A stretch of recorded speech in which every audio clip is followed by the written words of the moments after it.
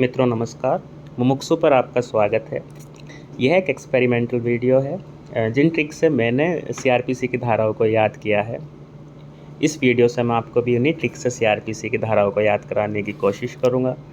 अगर इस प्रयास से आपकी कोई भी सहायता मैं कर पाया तो इसे लाइक और शेयर कर दें, सब्सक्राइब कर दें, यही मेरी मेहनत की सिद्धि होगी। तो आज हम शुरुआत करने जा रहे हैं सीआरपीसी के अध्याय 24 की तमाम धाराओं को आसान ट्रिक्स या स्टोरी से समझने की। ये कहानी एक न्यायाधीश के नित्य प्रतिदिन के उसके न्यायालय संबंधी प्रक्रियाओं को बताती है कि उसे किस तरीके की समस्याओं से अदालत में निपटना होता है एक न्यायाधीश को। और हाँ, इसमें कोई लॉजिक ढूंढने का प्रयत्न ना करें, क्योंकि मेरा उद्देश्य इस कहानी के जरिए आपको इस अध्याय की धाराओं को याद कराने का है। तो हमें केवल आम खाना है, हमें इसमें कोई लॉजिक नहीं ढूंढना और कोई दिमाग नहीं लगाना, हमें केवल ये कहानी सुनते चलना है। तो हम स्टार्टिंग करते हैं धारा 301 से। अध्याय 24 वैसे धारा 300 से स्टार्ट होता है, लेकिन 300 के बारे में हम जानते ही हैं कि ये डबल जियोपार्डी से संबंधित है ना। तो हम 301 से स्टार्टिंग करते हैं, जिसमें सबसे पहले 301 में आता है लोक अभियोजक, यानी उसकी होती है हाजिरी। सबसे पहले अदालत में न्यायाधीश के सामने वो लोक अभियोजक आया। उसने संचालन की अनुज्ञा मांगी, यानी उसने मामले की शुरुआत करने की आज्ञा कोर्ट से मांगी। जिस न्यायाधीश की हम कहानी सुन रहे हैं उस न्यायाधीश से उसकी आज्ञा मांगी कि हम संचालन कर सकते हैं क्या। न्यायाधीश ने संचालन करने की आज्ञा दे दी। फिर उसने उस अभियुक्त को बुलाया, उस आरोपी को बुलाया जिसके खिलाफ ये कार्रवाई की जानी है। उस अभियुक्त के आने पर उसे न्यायाधीश ने उसका प्रतिरक्षा करने का अधिकार बताया कि आपको यहाँ पे डिफेंड करने की हम आज़ादी देते हैं अपने तरीके से, अपने पसंद के वकील से। तो उस आरोपी ने बताया कि वो तो बेहद गरीब है और उसके पास तो ऐसा ज़रिया नहीं है कि वो अपनी प्रतिरक्षा कर पाए और इतना उसके पास फंड्स नहीं है। तो कोर्ट ने कहा कि हम आपको विधिक सहायता दे देते हैं, है ना, हम आपको विधिक सहायता दे देते हैं अगर आप कंचन हैं और कोर्ट की ही फीस से आप जो है वकील कर सकते हैं। यहाँ से फिर ये प्रक्रिया शुरू हुई, ट्रायल स्टार्ट हुआ। 305 में कोर्ट को फिर जब ट्रायल आगे बढ़ा तो पता लगा यह आरोपी तो निगम या रजिस्टर्ड सोसाइटी का अभियुक्त है ना। यह अभियुक्त तो निगम या रजिस्टर्ड सोसाइटी है। तो कोर्ट जो हमारे न्यायाधीश साहब थे वो थोड़ा आत्मनिर्भर भारत को सपोर्ट करते थे। तो उन्होंने कहा अच्छा, अगर ये निगम और रजिस्टर्ड सोसाइटी का मामला है तो हम इस अभियुक्त को क्षमादान दे देते हैं। 306 में उन्होंने उसको क्षमादान दे दिया। तो क्या क्षमादान करने की शक्ति होती है कोर्ट के पास? हाँ, 307 में कोर्ट के पास क्षमादान देने की भी शक्ति होती है। लेकिन तभी एक गंभीर समस्या ये आ गई कि कोर्ट को पता चला, कोर्ट को पीपी ने यानी पब्लिक प्रोसिक्यूटर ने यह बताया कि जिस व्यक्ति को निगम और रजिस्ट्रीकृत सोसाइटी वाले अभियुक्त को कोर्ट ने क्षमादान दिया था उसने 308 में क्षमा की शर्तों का पालन नहीं किया। उसने क्षमा की शर्तों को तोड़ दिया, पब्लिक प्रोसिक्यूटर ने यह बताया कोर्ट को। उसने क्षमा की शर्तों का पालन नहीं किया, कोर्ट को इस बात से बड़ी नाराज़गी हुई, बड़ा डिसअपॉइंटमेंट हुआ। तो कोर्ट ने तुरंत फिर इस मामले को, कार्रवाई को मुलतवी और स्थगित करने के लिए कह दिया कि हम इसे मुलतवी और स्थगित करते हैं और हम खुद स्थानीय निरीक्षण पे चलते हैं। 310 में हम खुद जाके देखेंगे कि इस आदमी ने ऐसा काम क्यों किया। जब हमने इसको निगम का आदमी सोच के और इसको क्षमादान दे दिया था तब भी इसने हमारे साथ 308 में क्षमा का शर्तों का पालन नहीं किया, तो हम खुद 310 में स्थानीय निरीक्षण के लिए वहीं जाएंगे जहाँ पे वो आदमी रहता है। तो 311 में न्यायाधीश साहब पहुँचे उसके गांव में जहाँ पे वो अभियुक्त रहता था।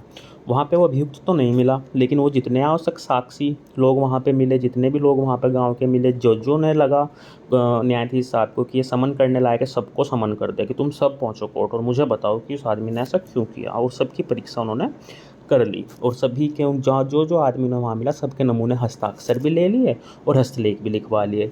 यानी कि न्यायाधीश साहब इतना नाराज़ थे कि वो आदमी नहीं मिला तो उसके गांव के, उसके आस पड़ोस के सभी आदमियों को उन्होंने नाप दिया। तो 312 में क्या कहता है कि कोर्ट जो न्यायाधीश होता है वो बेहद संवेदनशील और बहुत ही दयालु प्रवृत्ति का इंसान होते हैं। तो उन्होंने देखा कि यार मैंने खामखा में गांव वालों को इतना प्रताड़ित कर दिया, इतना परेशान कर दिया, जबकि इनकी तो गलती कुछ नहीं थी, अभियुक्त की गलती थी।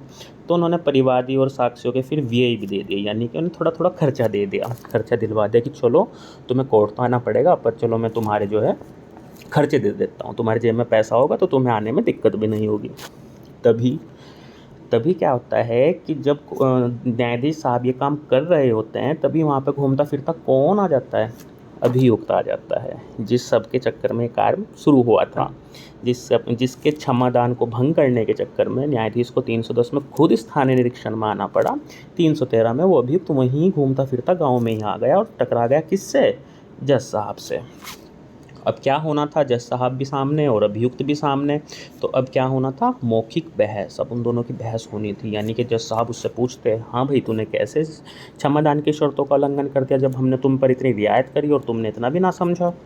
लेकिन उसके बाद क्या हुआ कि अभियुक्त ने हाथ जोड़कर कहा कि नहीं नहीं जज साहब, मेरा क्षमादान की शर्तों को उल्लंघन करने का कोई उद्देश्य नहीं था। मुझे तो विपक्षी लोगों ने जो है बहला फुसलाकर, दबाव डालकर और प्रताड़ित कर कर मुझसे ऐसा बयान दिलवा दिया कि मैंने क्षमादान की शर्तों का उल्लंघन हो गया मुझसे।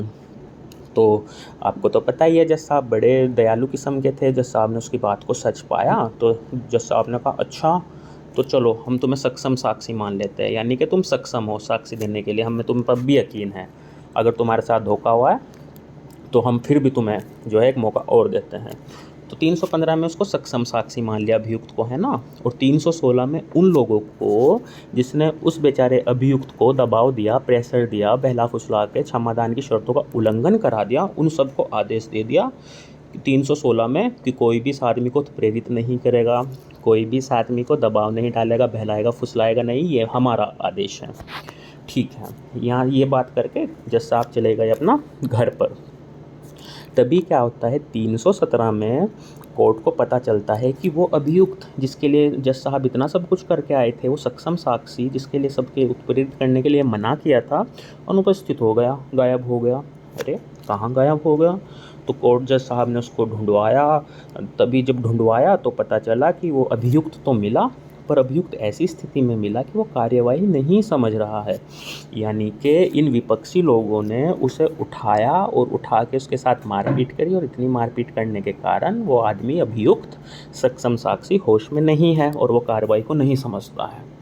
तो 319 में क्या हुआ? 319 में जज साहब को बड़ा गुस्सा आया कि अच्छा, हमारे आदेश के बाद भी इन्होंने ऐसी हरकत करी है।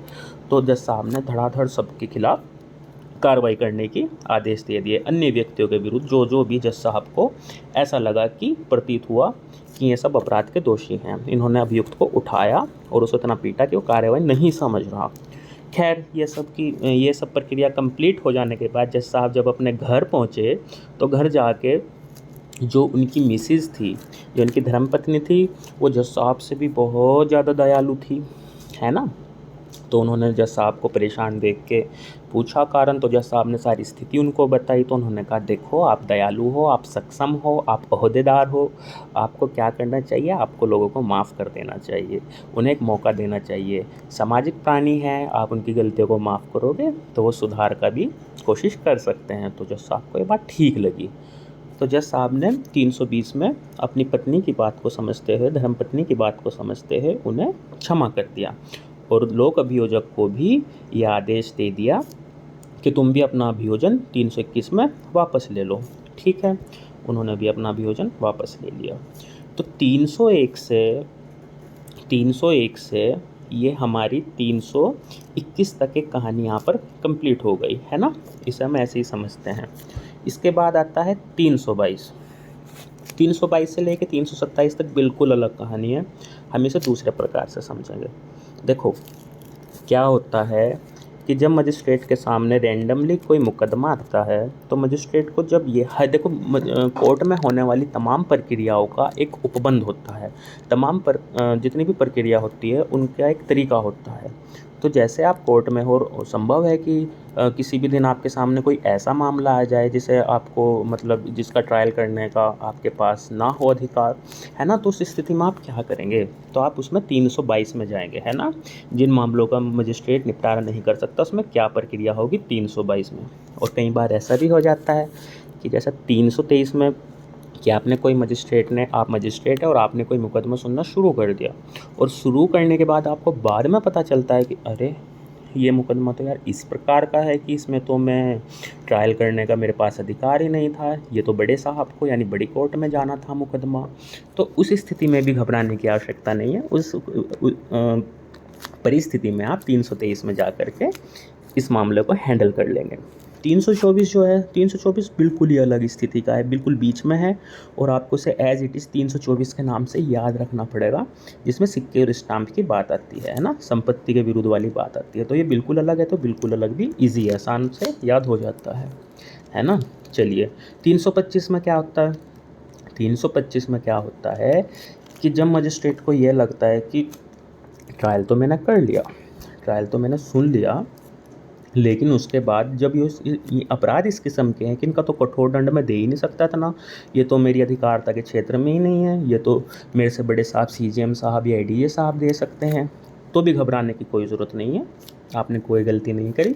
आप 326 में जाएं, भागता एक न्यायाधीश उसे सुन ले और भागता दूसरा न्यायाधीश उसे सुन ले, यानी आधा सुन लिया एक न्यायाधीश ने और निर्णय दे दिया दूसरे न्यायाधीश ने, तो ये भी हो सकता है ना। और ये सब कहाँ होगा? 327 खुले न्यायालय में। तो दोस्तों, जो ये भी दो हमने, एक कहानी बड़ी थी और एक कहानी लास्ट वाली छोटी थी, इन्हें हमने समझा, ये सब कुछ एक कहानी है और इसमें आप लॉजिक ना ढूंढें, ये सिर्फ़ और सिर्फ आपका इसलिए है ताकि आप ये धारा याद कर सकें। ठीक है मित्रों, अगर आपको ये वीडियो पसंद आई और इसने आपकी थोड़ी भी सहायता करी तो आप इसे लाइक और सब्सक्राइब शेयर ज़रूर करें। शुक्रिया, बाय।